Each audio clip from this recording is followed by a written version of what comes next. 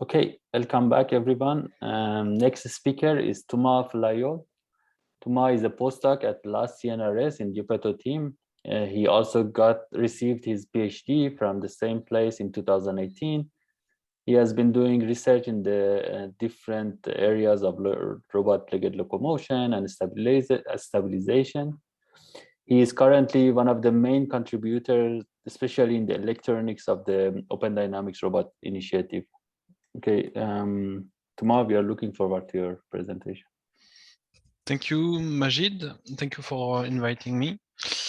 So yes, I will talk you today about the Open Dynamic Robot Initiative project, especially on the hardware side, mostly electronic side, control architecture, but also I will give you some preview of the research work that we are doing at LAS on this platform. So the Open Dynamic Robot Initiative project, it's a collaboration between the Max Planck Institute of Tübingen, New York, NYU New York University, and the LAS CNRS in France. It's all about building and designing and building transparent actuation modules with a low gearbox actuated by brushless DC motors. With those actuators, we want to build robots, so easy to build robots, and all the build process is heavily documented. The robots are kept dynamic, light, and cheap, and all the design and the software are free and open source. So, as I mentioned, the actuator modules has been designed at Max Planck Institute. The capabilities of this actuator are summarized there. So it's an actuator embedded in robotic link. It has a length of 160 millimeters, a weight of 150 grams. Can produce an output torque of about 3 Newton meters for short period of time. And it consists of a two-stage belt reduction, gear reduction, a motor that you can see mostly on the 3D graph there, high precision encoders, and that's basically the main part of this simple actuation module. The majority of the parts are either 3D printed or off-the-shelf component. So here you can see the detail of all these parts. So the only 3 small machine parts are aluminum pulleys and a motor shaft cut to length. So it's easy to order those parts from specialized manufacturer. And so anybody can design a robot with this basic actuation and print and build it himself. The principle of actuation is that with a low reflected inertia and a low gear reduction, together with a low friction, we are able to implement kind of compliant control actuation. So here, for example, you can see on this video, different stiffness are implemented in control, and this is only done via software, via computation of a torque resulting of an error in position and velocity. With this module, Max Planck started to build different kind of robots. So here you can see the main robots. Today I will focus on the robot Solo 12 with 12 degrees of freedom, but we share the same mechatronics in terms of electronic and mechanics for all the different robots. Solo 12 is pictured here. So it's 3 degrees of freedom per leg robot. It's quite similar to the standard quadruped that we are daily seeing popping. This is a nice video to illustrate the high dynamic capabilities of those robots. So here it's Solo 8 with only 2 degrees of freedom legs, but we can expect similar results with the Solo 12. So I think these jump are a very good showcase of showing how impulsive and dynamic the motion we can generate with these robots.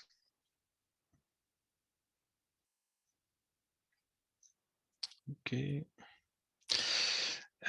So those platforms are controlled through a basic link with an external brain, an external computer, and easily accessible SDK, an easily user-friendly, I would say, interface to implement algorithm to control those robots. So the control loop is closed with a distant computer at a rate of 1 kilohertz, which becoming a standard for robotics these days. And the interface on which we can program those robots can be either binding in C++ or Python. So that's very easy to use when we are working for students, for example. The internal architecture of the robot is also kept quite simple with some open custom made electronics. So we have here on the left, we have a set of motor. Each pair of motor are controlled by a custom motor driver. I will enter into the details later. So we have, for example, for a Solo 12, 6 motor drivers that each can drive 2 motors connected to the motor phases and an encoder to get the shaft position. So those boards are doing field-oriented control. They report back their sensor data and also are getting the commands via fast SPI communication. All this communication, so 6 on Solo 12, are centralized by another custom board electronic that gather all the information on the robot, so mainly the joint information, but we also have other sensors such as a quite high-grade IMU on our robots, and transmit that to an external computer to compute possibly heavy computation to compute a control law. So this link is also happening at 1 kilohertz and via a row-level Ethernet cable or a very row-level Wi-Fi connection. So I will enter into the details. At the very heart of this control architecture is the motor driver. Without it, we cannot implement those very high dynamic motion that we can execute with the current control motors. So a bit of history. So the first things that Max Planck did is that they implemented their control law and field-oriented control on dev board from Texas Instruments.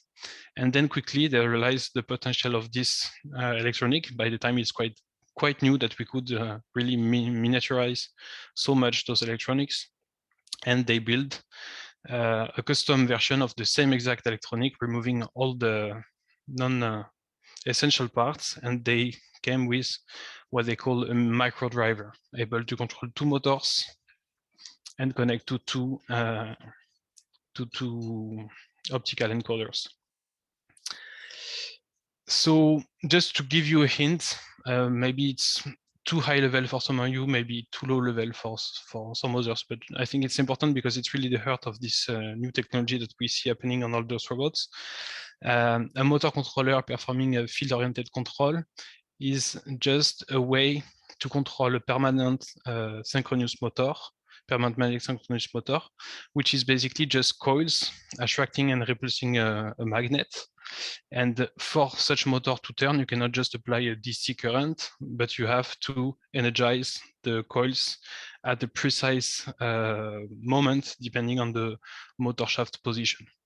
So the simple analogy that people often come through is that if you want to bring a donkey attracted by a carrot, the carrot needs to move with the donkey so that he keeps being attracted and do not stop and eat the carrot. So this looks really simple, but a few years ago, like 10, 20 years ago, we couldn't dream to miniaturize and to have this embedded in such small form factor. So that's a really good time to build a robot. And that's what they did. On this board is implemented this field-oriented control, so that I'm picturing it. I don't know if you can see my pointer or not. Maybe not, but okay. Yes, we can see. Yeah. Okay, Thank you. So the FOC is performed on this board, but also a high-speed, high-bandwidth impedance control, where the current that is sent to this FOC algorithm is depending on the motor state in terms of position and velocity. So this is basically performing position velocity control on board of the electronic motor driver at high frequency, like 10 kilohertz. We can interact with this board, sending either command of position and velocity together with gain, so that will correspond to a stiffness and a damping factor. And we can also directly send current in an additional feed-forward term. So this is becoming standard. This is what has been implemented by the MIT on Minicheetah, for example, and Cheetah. And this is what is now implemented in most of the dynamic robots we are seeing today.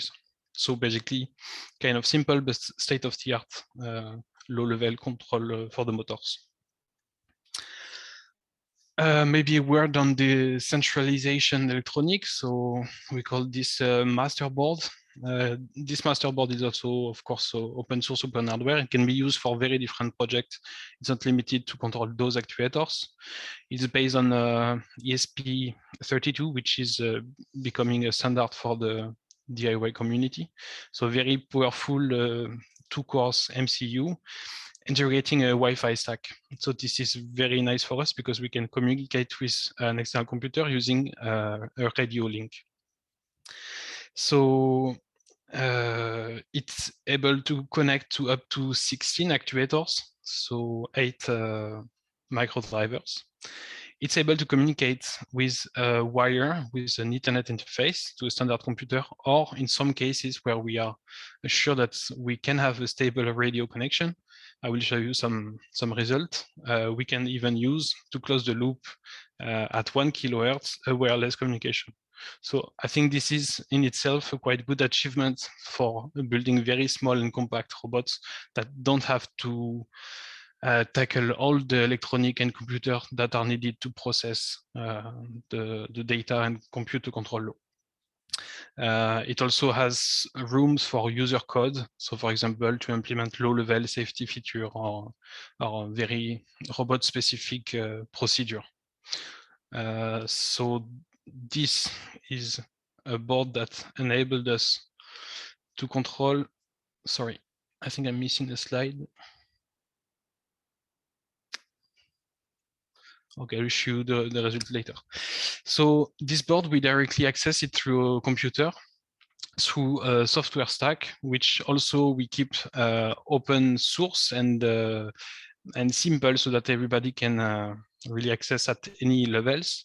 We have what looks like a userland driver, Linux driver, to connect to it via either Wi-Fi or wired connection. On top of that, we have a first layer of abstraction that's really his robot specific. So we'll take a URDF file, a joint order, some actuator parameters such as gear ratio and torque to current constant, stuff like that. So that the final user, the researcher or the user, can have access to a more high-level view of the robot, where he's sending torques in Newton meters, receiving torques in Newton meters, position, radians, etc., at the joint level, not really taking care of all the low-level motor level variables. We have ongoing work to have this interface more standardized, sorry. For example, through the integration of a dynamic graph, which is a kind of Simulink way of plugging programs together, or even a ROS control or ROS2 interface. So this is work coming. Right now, we are just accessing this by a library in C++ or in Python. So for users using Python to control a real-time robot is also very, very good for students, for example. Since we are talking about students, at last, we had the chance to to hire some group of students that took those robots and autonomously generate a lot of behavior with them. So this is this was 3 years ago, the very group of students we had in France working with the robots. Just to give you some words, so they optimize using a genetic algorithm, some walking patterns with the robots. This was quite nice to see. So it was a student project. They only have 4 hours a week for 6 months. So it's quite a simple project. We also had a lot of internship. Here you can see one student worked on auto collision detection and avoidance through an additional controller that would protect the robot from doing crazy things. So that was quite cool with a bit of machine learning there. And then we also have a few PhD students doing proper research with a complicated and state-of-the-art algorithm. So I will not enter into the details. I think I won't have enough time, but just to give you some word, this is a concurrent design, at least very similar to what the MIT teams did on Mini-Cheetah to control the Mini-Cheetah very reactively. So here it's a walking controller with a fixed gate that is able to replan the contact location depending on the fast high bandwidth perturbation. So in those kind of controller, we have to address all the problems through estimation, centroidal MPC, the whole body instantaneous control, and providing references for the low-level motors. So very exciting that we were able to implement that in a few months. So we have a published ICRA paper. Maybe I will go forward on the video. So this was just in simulation, but we also have later video with the real robot.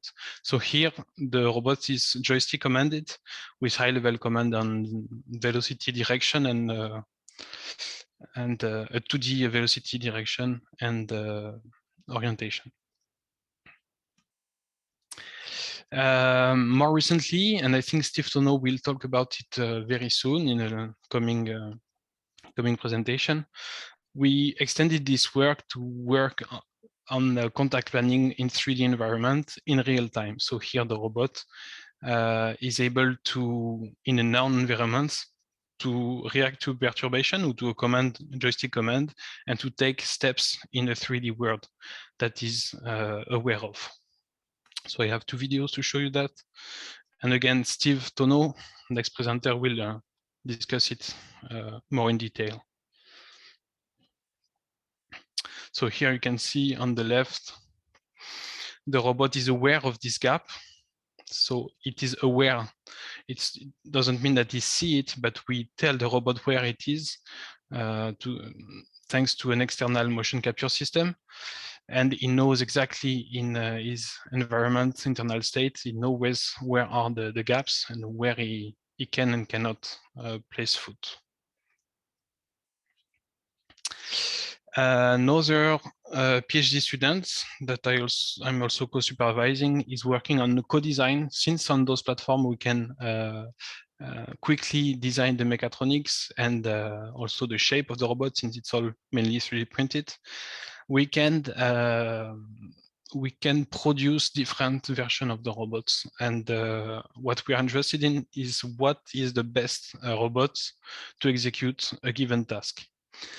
So for that, we have to answer the question, what is the best robot, but also what is the best trajectory for this robot to execute a task, for example, go from A to B. So this is the co-design problem.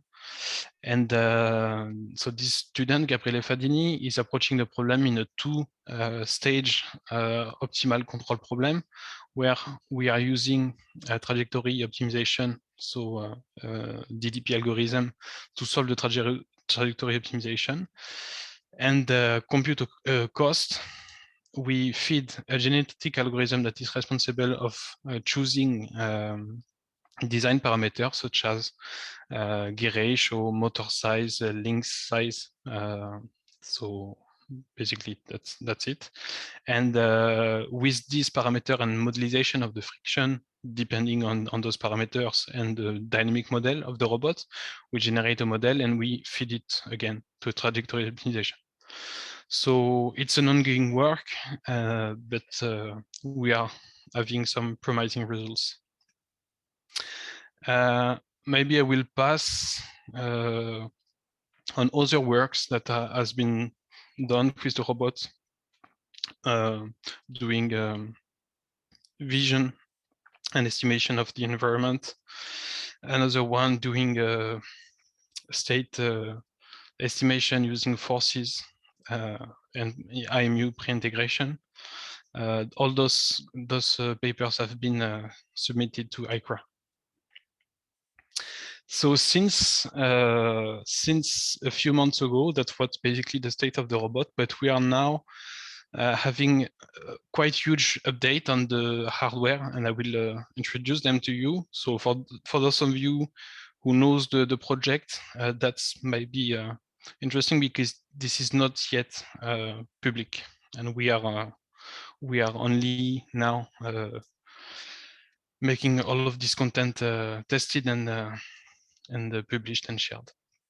So Felix Gremenier, which is the engineer that really made all the mechanics of the robot, planned an upgrade version for the robot to have battery, because since then it was only powered via a cable and an external power supply. So now we have 2 batteries in the front and in the back of the robot. We also have a custom electronic board that is managing those batteries, protecting them, and also precisely measuring the power consumption of the robot, which can be handy when we want to test different algorithms and to compare them in terms of efficiency. And we also have a payload attachment so that user can build simple hardware that just can plug on the robot. So that's basically the update. Not crazy interesting, but yeah, just to show that the robot is evolving every few months. So we designed a custom electronic also for managing the batteries.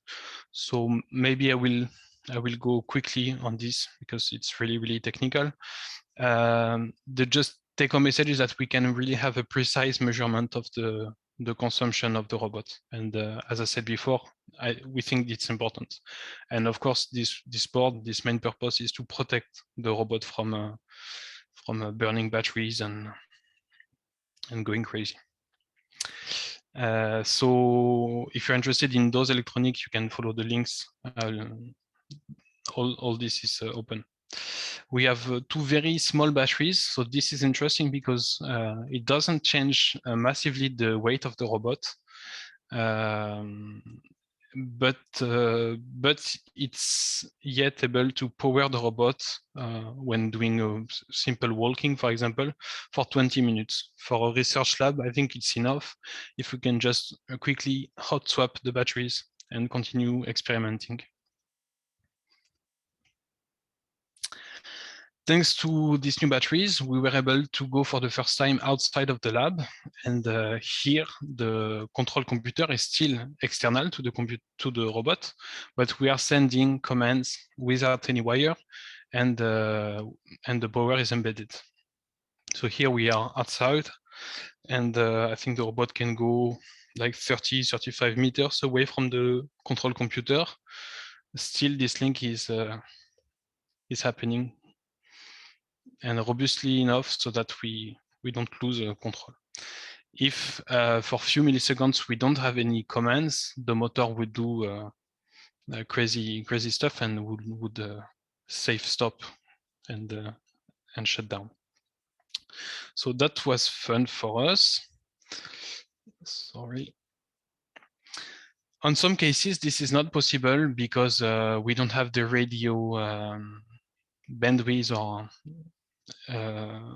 interference-free environment. So we wanted also to have this simple control running directly on board of the robot, so more standard with respect to other mobile robots. For that, we spend time on optimizing the codes and to have it run on the single board computer. So here it's a Raspberry Pi 4. And with that, the robot is totally autonomous in the sense that it doesn't have to connect to an external computer. So that was a good way for us to present the robot on a salon where a lot of activities in terms of radio was happening. So it was not possible to do it another way.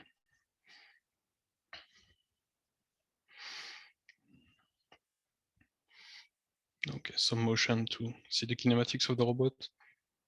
So I know it's not really impressive when we look at all the other quadrupeds, but we have to remember that we can really know what's happening at every level, from the very first screw that's holding the motor to the very high level research state-of-the-art controller.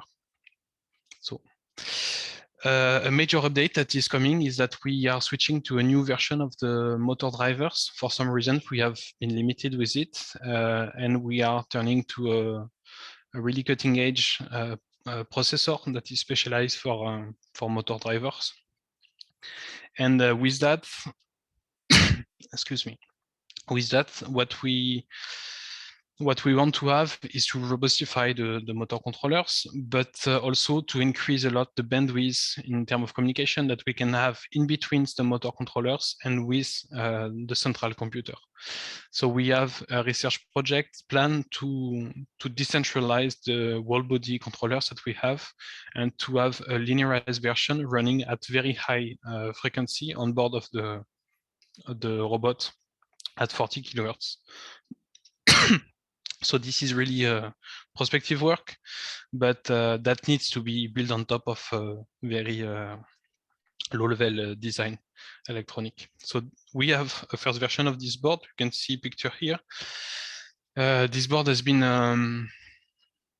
emerged from a collaborative design between the LAS in Toulouse and PAL Robotics in Barcelona. And the design is open source, but also the form factor, so the shape of the board. If you want to drive crazy high torque robot with high current needs, you can have these boards in a different form factor with more space but more capabilities.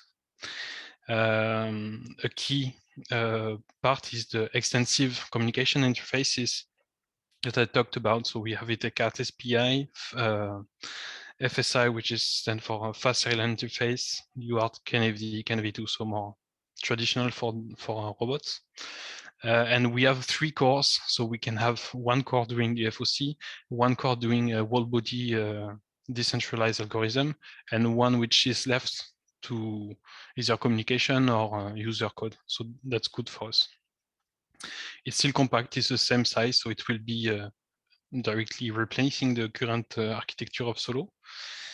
And yeah, basically that's the big news. So we have a shortage for all the electronic of the robots right now, so we need to wait for some component to continue and test, but that's coming.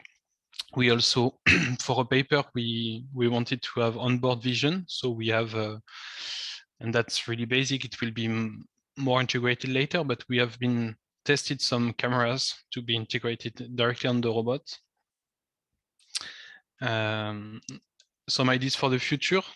We are now relying on a high-grade IMU, which is quite expensive, and since we want to keep the robot costs low, we are exploring ways to have the same velocity estimation quality with a lower hand captor and with more fusion of different sensors. For that, we want to apply what community in drone are doing, where they are basing their absolute displacement relying on the optical flow camera, which is looking at the ground. So we want to have this integrated on the belly of the robot and to replace the high-grade IMU with the lower-grade IMU.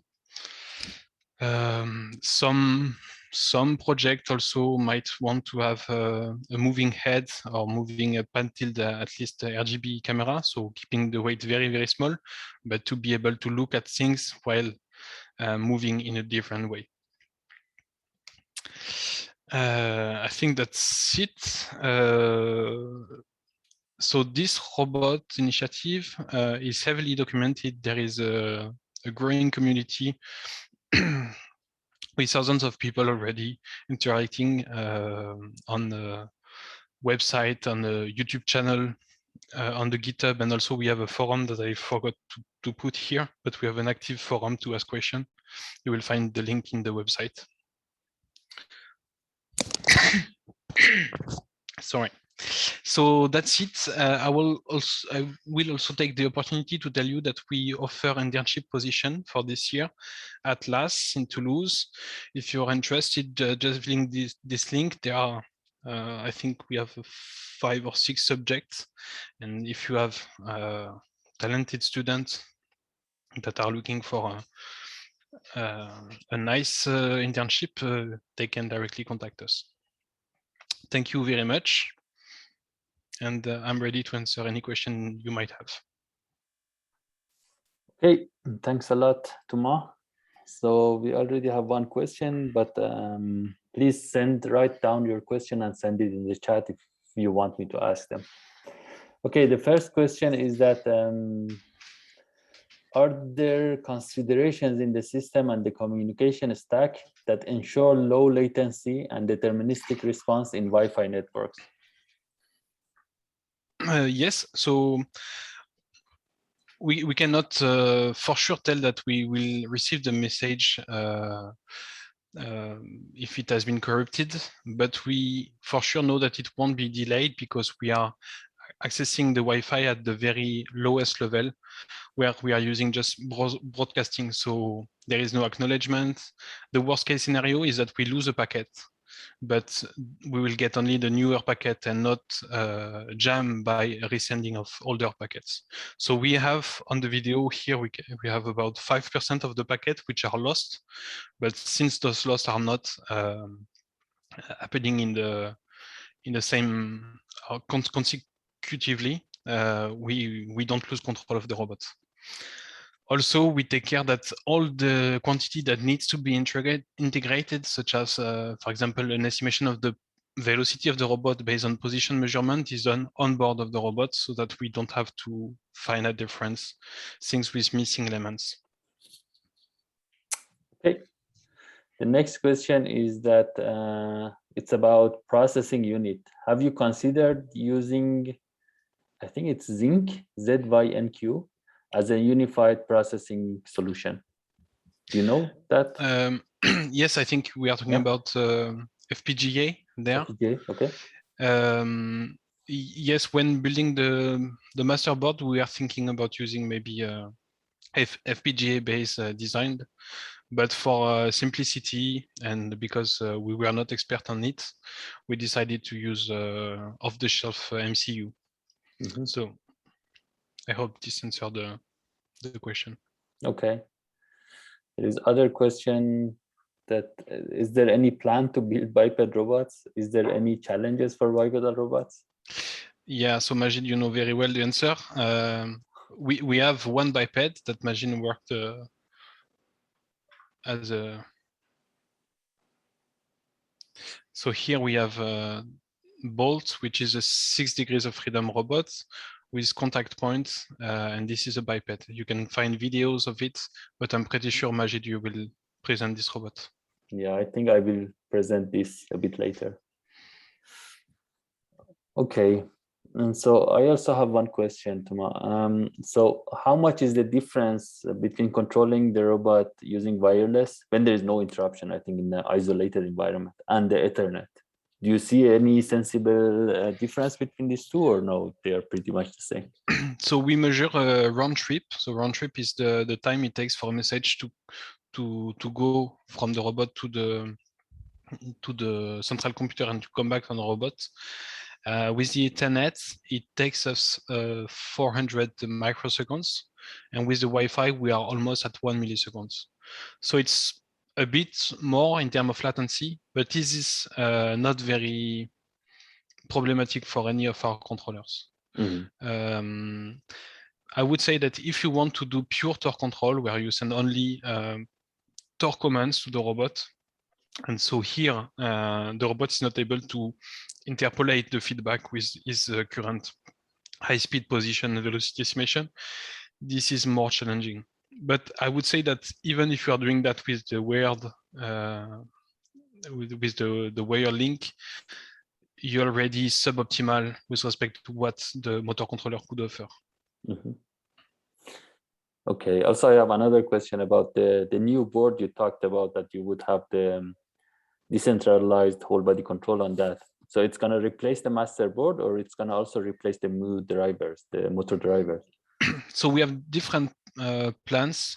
It will be fully compatible with the existing stack with the master board.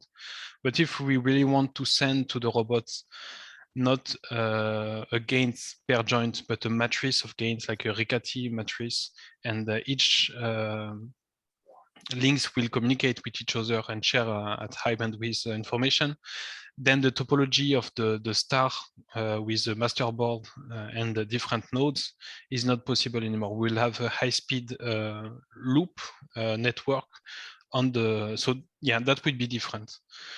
But it doesn't mean that everybody needs to do that. We can still use the board in the star network configuration. Mm-hmm. Okay, but it's mainly for using the Riccati gains, which is not a centralized controller. Decentralized controller. It's the gain in the joint is a function of states of other joints. So it would be, when I say Riccati controllers, Riccati gains, it mostly makes sense for MPC, where we are solving an optimal control problem. Yeah. But we can think about any whole body controller, such as inverse dynamics, for example. Yeah. We can compute derivative of the control with respect to the sensor inputs, and we can send this approximation of this linearization of the controller to the robot. So we can update this linearization, for example, at 1 kilohertz, but at 40 kilohertz, it gets interpolated by the low-level electronic. But does it replace the motor drivers or no? They will be there. They will be there. The motor driver will perform field-oriented control. Yeah, but there is no low-level PD control on that then. Well, the PD control would be a big matrix where each torques depends on the sensor of all the other joints. Yeah, okay. There's another question with regard to your actuator, how you overcome the length variability of the two-stage belt and pulley. Is it a major issue for you? So I'm not really in charge of the mechanics, but from my point of view, I think we want those links to be quite high, so the robot to have long segments. So it's quite good for us to have this reduction that's bringing the motor upper and closer to the attachment of the link, so that the inertia is less.